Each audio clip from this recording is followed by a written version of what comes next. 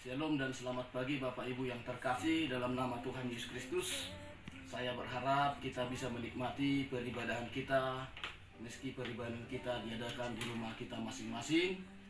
Namun Bapak Ibu, perlu saya menyampaikan sesuatu tentang beberapa pendapat selama virus corona ini, di mana ada beberapa pendapat yang menganggap bahwa ketika kita mengadakan ibadah di rumah dan tidak di gereja atau menunda beberapa kegiatan gereja, sehingga ada konotasi bahwa kita ini takut dan tidak punya iman.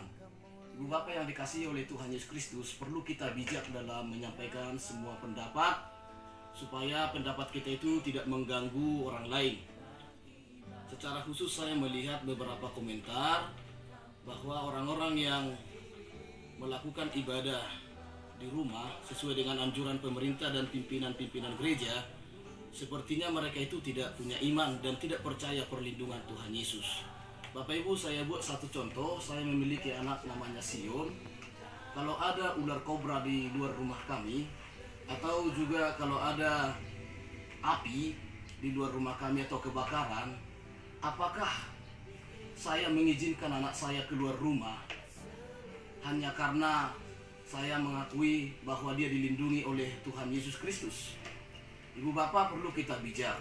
Maka sebagai ayahnya, sebagai orang tuanya, saya akan memastikan dulu bahwa ular kobra itu sudah ditangkap atau kebakaran itu sudah dipadamkan. Maka saya mengizinkan anak saya keluar dari rumah saya. Bukan berarti saya tidak percaya kepada perlindungan Tuhan Yesus. Kalau kita mengatakan bahwa orang-orang yang takut itu adalah orang-orang yang tidak percaya perlindungan Tuhan Yesus, apakah mereka yang sudah meninggal karena corona, termasuk di Korea Selatan sana, karena tidak dilindungi Tuhan Yesus?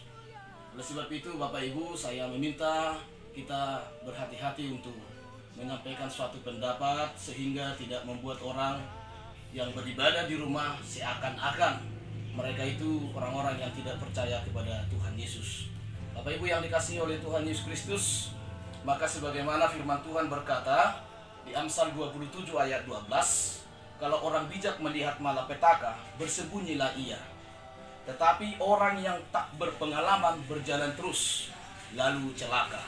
Tuhan Yesus juga memesankan bahwa cerdiklah seperti ular, tuluslah seperti merpati. Artinya di mana dalam segala situasi kita tidak hanya beriman, tetapi iman itu juga harus diaktualisasikan dengan bijaksana. Sehingga Bapak Ibu, kita boleh terus percaya kepada pemeliharaan Tuhan, tetapi kita boleh terus menjaga hidup kita, kesehatan kita, keluarga kita, jemaat kita, supaya kita dapat memutus mata rantai virus corona di negara kita.